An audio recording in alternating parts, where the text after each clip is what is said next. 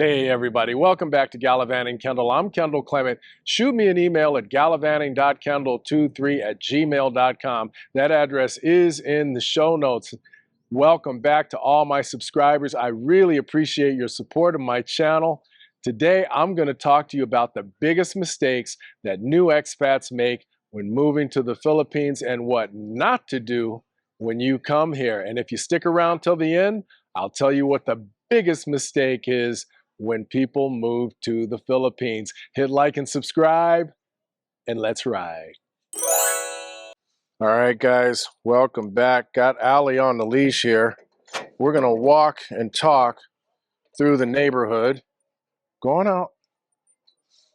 We're gonna walk and we're gonna talk, and I'm gonna tell you about the biggest mistakes that I see expats doing when moving here to the Philippines.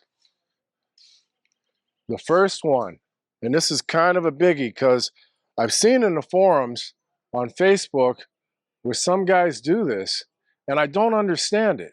You know, if you're in the forums, you already know enough. You've already been learning enough about the country where you don't need to make these kinds of mistakes, but nobody's perfect. Some people do. And moving here is a daunting task. It's a lot. It's not an easy move. You know, there's a lot that needs to be taken into consideration, a lot to get organized. You should probably have a whiteboard or a notebook to keep track of everything that you've got to do and check it off as you go along. I personally just used a notebook. I find it easier to stay organized in a notebook rather than on a whiteboard, but that's just me. Everybody has their own preferences. But the first thing that people do is rent a place sight unseen. You know, they get on some of these rental websites like lamudi.com or .property.com or get on Facebook Marketplace and they get all excited. You know, I wanted to find out what the market was like here in the Philippines, and I got on these rental websites and I started looking at houses I might want to rent, you know, and I got very excited about it. But, you know, some guys rent places sight unseen and they send money to someone they've never met before. Big mistake. Big mistake. Mistake number two, and this is more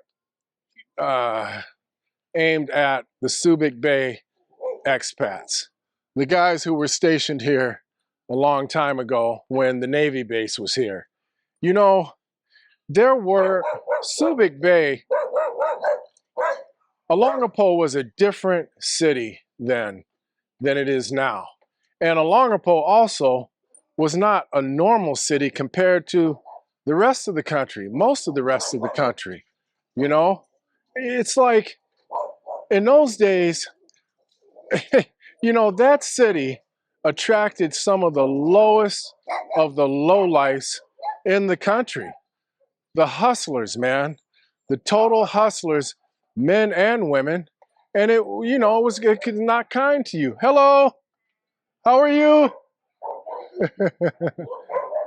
It was not a kind place to be, you know, or you know, you really had to watch your back in Olongapo. And a lot of you guys know that if you were stationed here, you know, before the base closed in 1993, if you were here in the 60s, 70s, or 80s, you know what it was like. It was wild, man. It was the Wild West.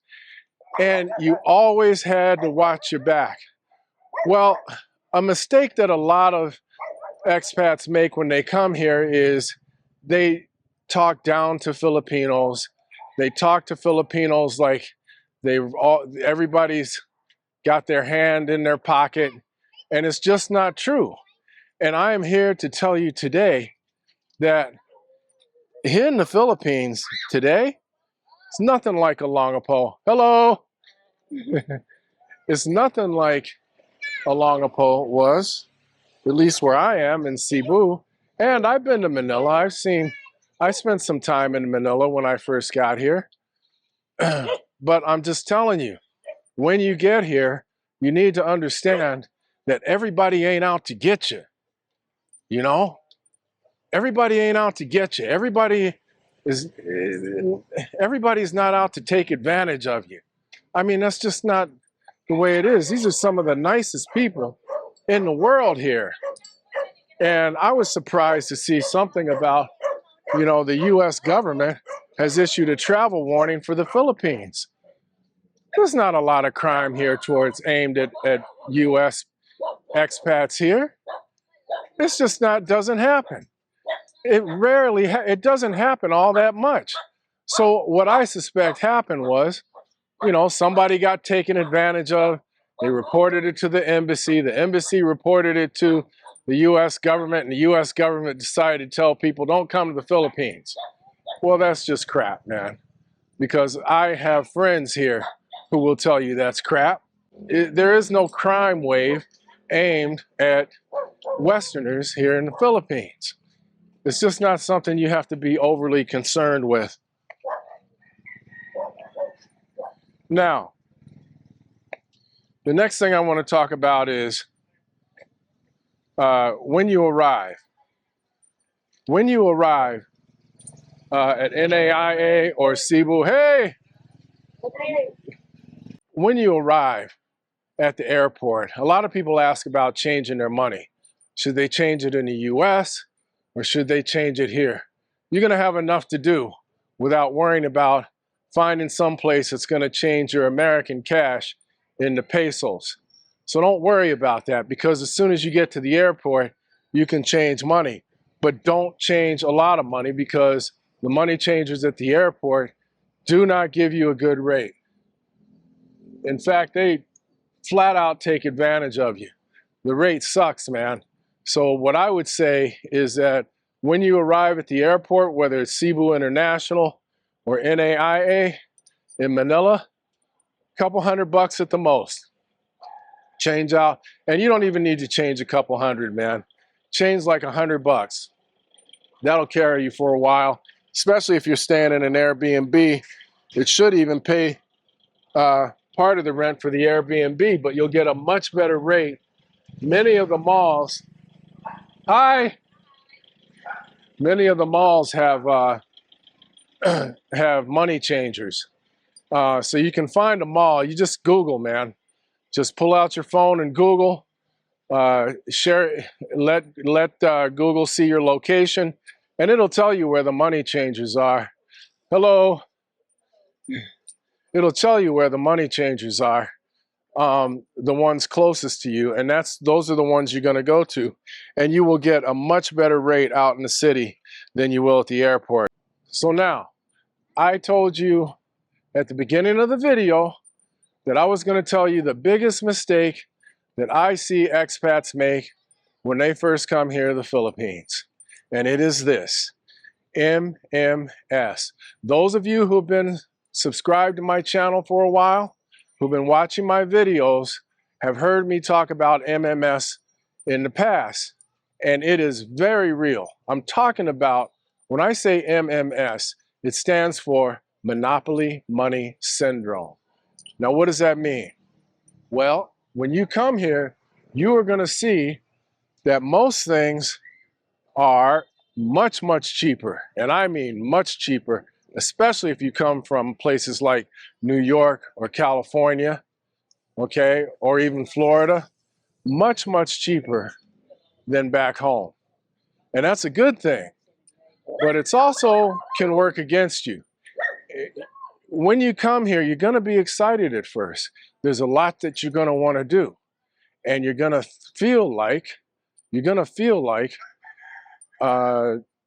got more than you have. And money has a tendency to flow through your fingers when you first arrive here. I know of expats who bring in $6,000 to $8,000 a month, every single month like clockwork. And you want to know something? The third week of the month, 1 week to go in the month before they get their pension and their Social Security and whatever else they got coming in, and you want to know what? They are broke. They are broke with 1 week left in the month. Watch your budget, guys. Watch your budget. You're in a good place. You're in a good place and you're going to be here for a while. All you got to do is just set out a budget and stick to it. And believe me, you you are bringing in, even if you have $1,700 or almost $1,800 in Social Security, that's a lot of money here. $1,800 a month is a lot of money here. Okay? So just kind of slow your roll, sit down, put it down on paper, or put it in the notes section of your phone, and set out a weekly budget and stick to it. You're still going to find that you have money till the end of the month, even with $1,800 a month. And the reason I say $1,800 because that's just above the average Social Security income. So I hope that helps because look, I made a couple of these mistakes when I first came here, and as I met foreigners, other Americans, I discovered that I was not the only one. If you feel you got value out of this video, hit like and subscribe. Welcome back to all my subscribers again. I really appreciate your support of my channel. And as always, take care of each other and give somebody a great day.